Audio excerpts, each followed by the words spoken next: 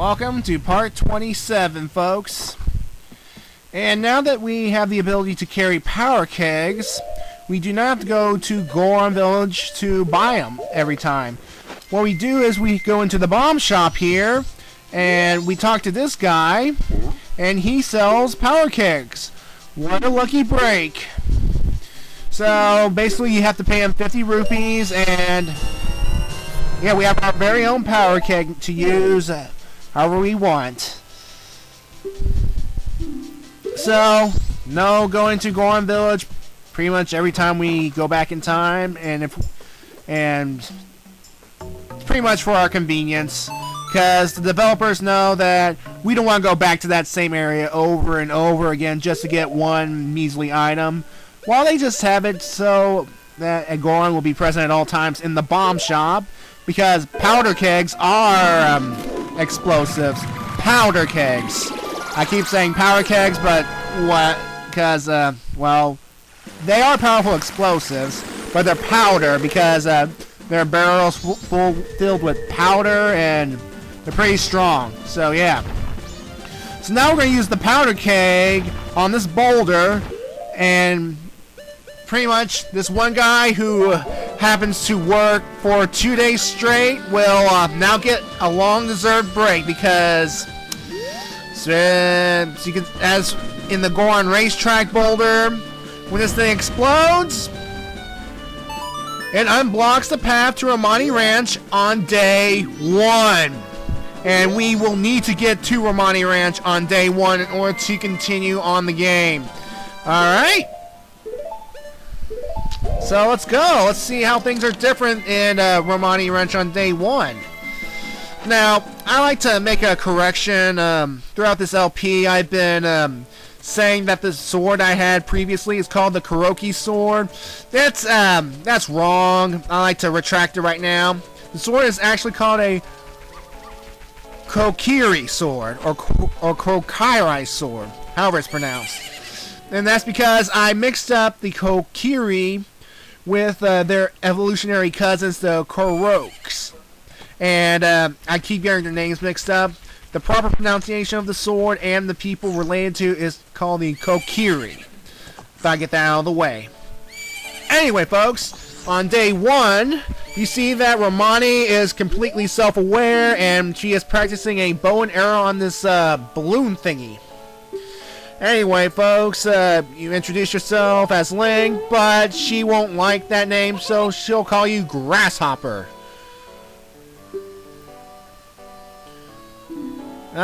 Which, yeah. I don't know why she... Yeah, green clothes, I pit her when I walk. Hey, I find more monsters. Anyway, folks, what she's telling you right now is that she's practicing a bow and arrow for when they come.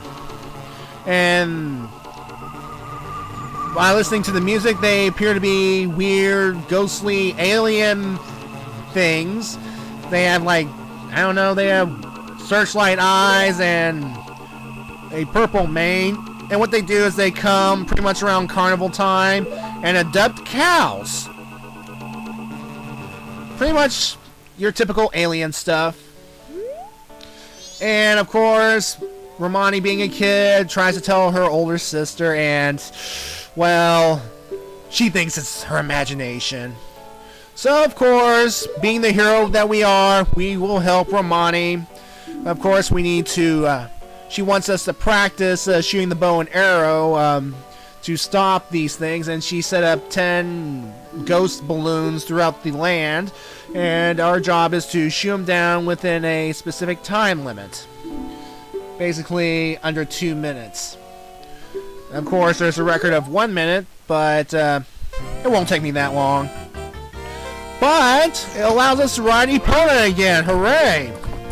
And of course, for this little trial run, we have unlimited arrows. And of course, spam them as much as you can. So yeah, we get to ride our horse again. Now the thing is, after we got separated in the prologue of this game, Epona somehow managed to make her way all the way to Romani Ranch. And of course, the Romani took the horse as their own. Well, isn't that kind of like... Is that a case of finders keepers, losers weepers? Well, it doesn't matter because when we complete this event, we will have our horse back and all will be right. But still, take someone else's horse. I mean, I know they're compassionate people, but still.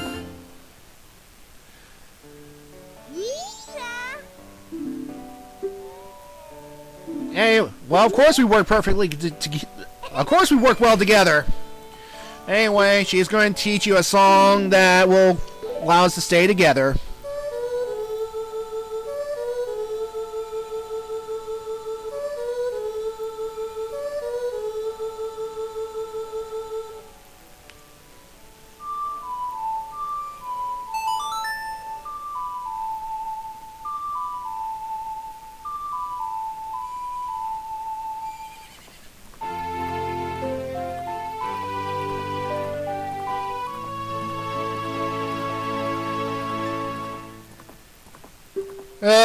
Bag of spilling again. Link should already know this song. In fact, he should have been playing this song from the moment he got here to recall his horse. Because anytime you play that song, your horse will come running to you no matter where you are. And, jeez, I mean, come on. But of course, the game scripts so that we have to, you know, we have to wait until this moment to finally reclaim our horse so we can move on to the later portions of the game. And that's kind of lame. I don't like it one bit. So anyway, we have our horse back now, and before we leave, let's talk to Creama right here, who is tending to a cow. And by talking to Creama right now, it'll indicate to her that the milk road has been unblocked and she can start delivering milk again, and that'll be a later plot point in this video. So we got some time to kill because Romani wants us back here at 2 o'clock a.m. She wants us to come back here at 2 a.m. because that's when they come. And well, right now we're gonna make this little detour back to the Gorman Brothers because they know something about horses. I mean, if you played Ocarina of Time before, it's basically the same, except in mini form. You basically ride her around, you can shoot arrows, and carrots indicate how, and the carrots pretty much allow you to go faster. And if you use all your carrots, you have to wait until, well, it'll slow you down until they all, yeah. See, what I'm trying to do now is I'm trying to talk to the Gorman Brothers, but it's kind of hard to lock on, and you have to wait until the blue button says speak before I can speak. It's N64 graphics for you folks. Now, of course, they'll insult me and my horse, so we're going to have to teach them a little lesson. But of course, we have to pay them 10 rupees every time. Now, folks, this is a required event. We need to beat the Gorman Brothers in order to move on in the game. And yeah, so they make fun of me being on a mule. They're riding mules too. I mean, look at their spine mules. This is ridiculous. So anyway, folks, you have to race both Gorman Brothers at the same time, and basically we have to beat both of them. If even one of them makes it across, you lose. So what I would do is I would just use your carrots sparingly, and while the Gorman Brothers have to go around the fence, you just hit a carrot, you just use a carrot just as you approach a fence to get some speed and jump over the fences, and you'll get the lead. And even around here, around these little dirt pits. Now, when you're ahead of the Gormans, and as you approach this goal line, just spam the carrots to get some enough speed, and you should beat them no problem. Yeah, that's right. Bow to the almighty kid. And of course, for beating the Gorman Brothers, you get Garo's mask. And again, folks, we need this mask in order to finish the game. So, better to get this little mini game over with now, so you don't have to deal with it later on. So, yeah.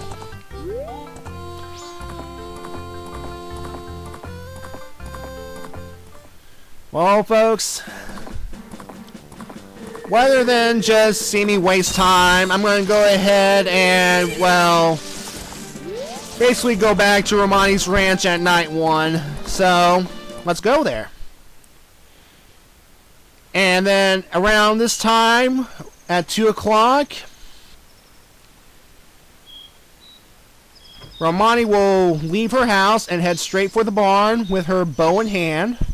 And what she wants us to do, I didn't manage to get in this playthrough, but she wants us to actually be outside the area and shoot the ghost aliens while she stays inside and guards the cows.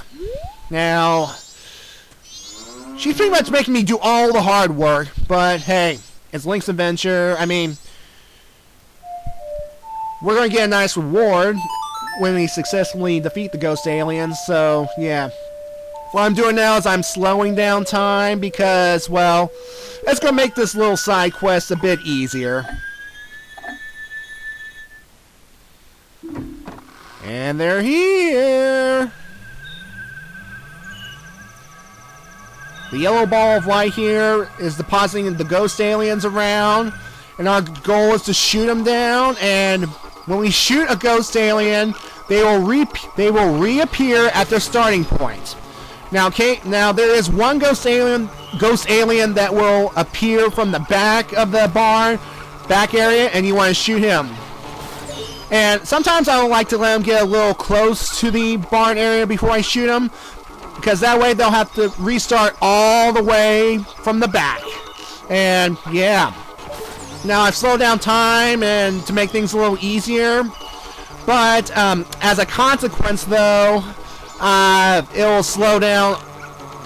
It will also slow down the aliens, and it'll make this mini game a little bit longer. But hey, and if you need to refill your arrows, there are bushes and crates you can cut and break. So it's best so you'll never run out of arrows. Anyway, folks, at this point I don't want to bore you to death with me going around. So what I'm going to do is I'm going to go speed things up a little and enjoy this little musical number to accompany it.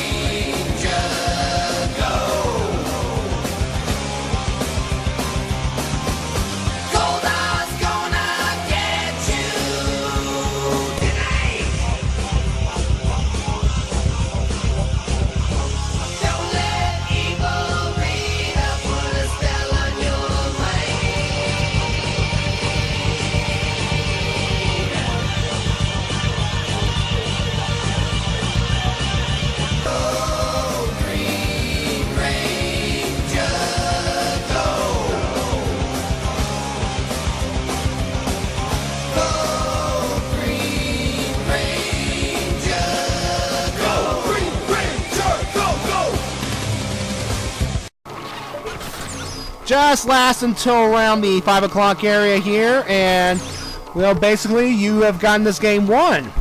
So we did it! We have saved the cows from the tyranny of the ghost aliens. So if you decide not to help Romani, or if you fail to stop the ghost aliens, or pretty much curious to see what happens, basically, the ghost aliens will enter the barn, which will trigger this cutscene of the yellow ball of light hovering over the barn.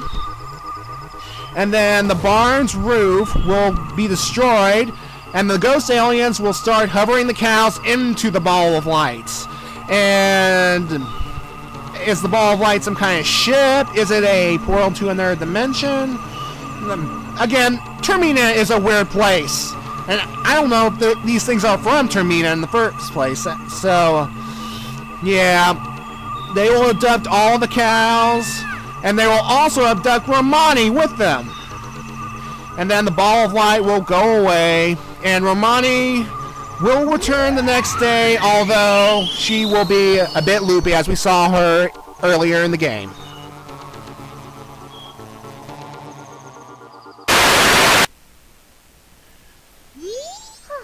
Whoa, what do you mean, we? I did all the work! Well, essentially, for saving the cows and preventing the abduction from happening, Romani gives us a bottle of milk. Now, while it's good to recover 5 hearts, the important thing is we get another empty bottle. And we like empty bottles to carry things, so, yeah. Of course, I am a hero, hooray.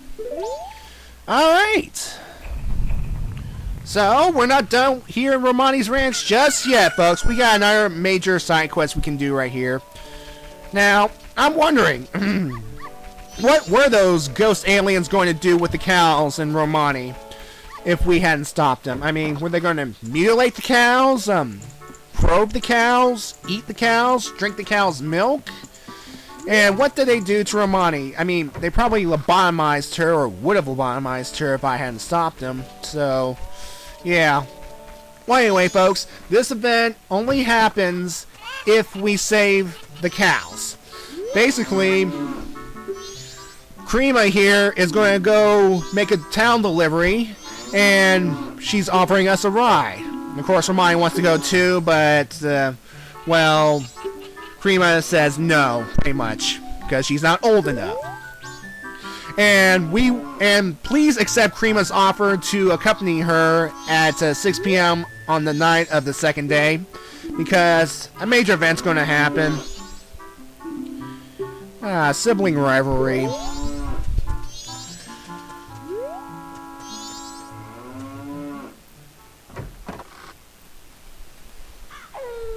Alright. Now, the night of the second day, Krima will be in her wagon outside the barn. Now, if you don't meet her at the barn, she'll trolley down the pathway, and you can meet her at the path, and you can get a ride that way. What I'm trying to do now here is I'm trying to hitch a ride right here and there, and you just have to speak to her to get on board. Of course, I'm having a little difficulty because, again, graphics. Come on. Talk to me. Talk to me. Come on. There we go.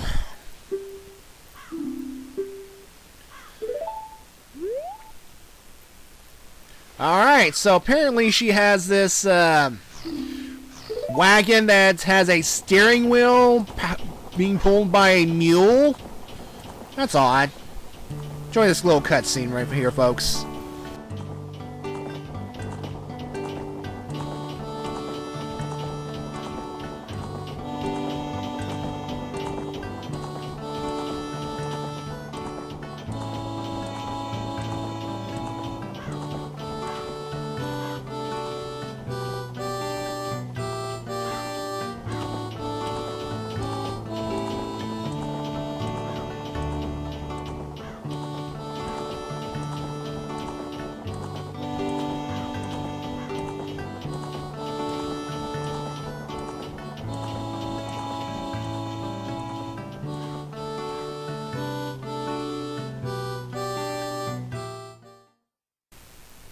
Yeah, the moon will definitely fall. And folks, this friend, Anju, well, we're going to meet Anju later in this playthrough, so, yeah. So, it's Krima pretty much telling us her sad story and how life's been troubling on the farm. And of course, we get here with this fence somehow blocking the road, and Krima telling us to get our bow ready because she knows that trouble is brewing. And gee, we have to take this long old detour, and doesn't this place look awfully familiar? I mean, it seems like we've just been here. And of course, she's right. It is ugly country.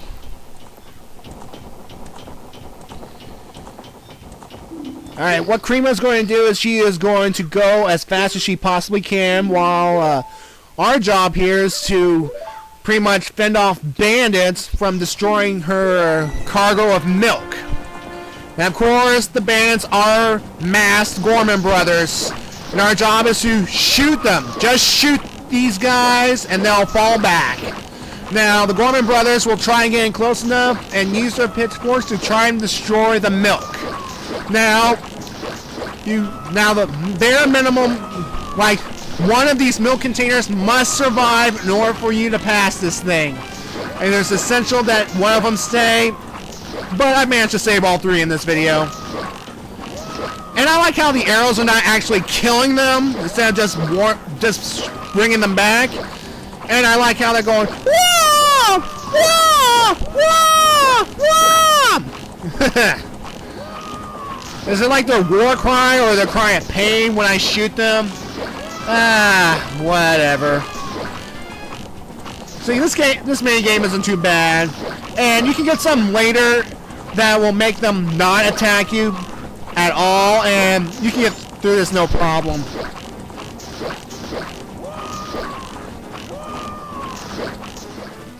We see this scene right here. You've successfully completed the minigame.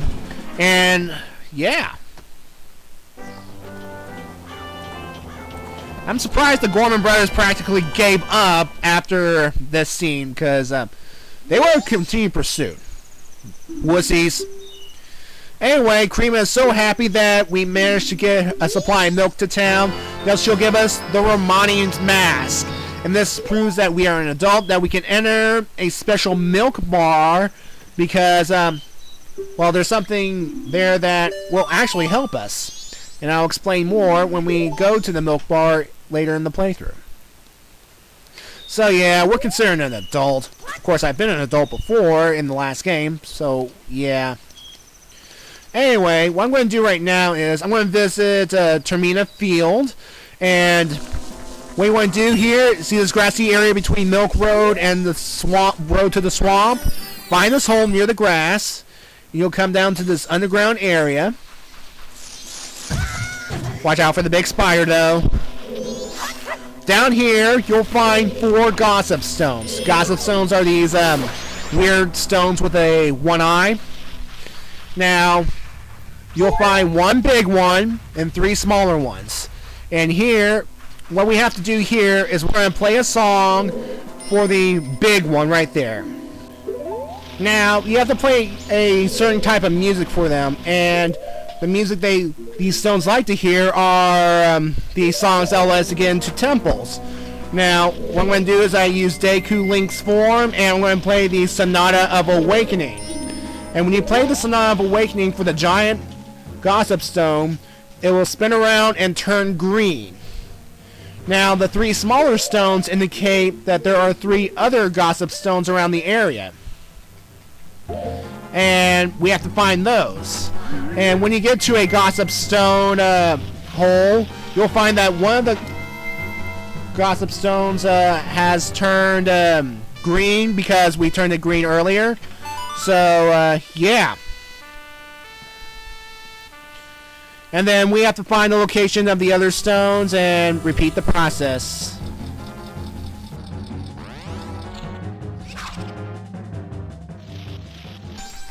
There's one next to the fence outside the observatory here.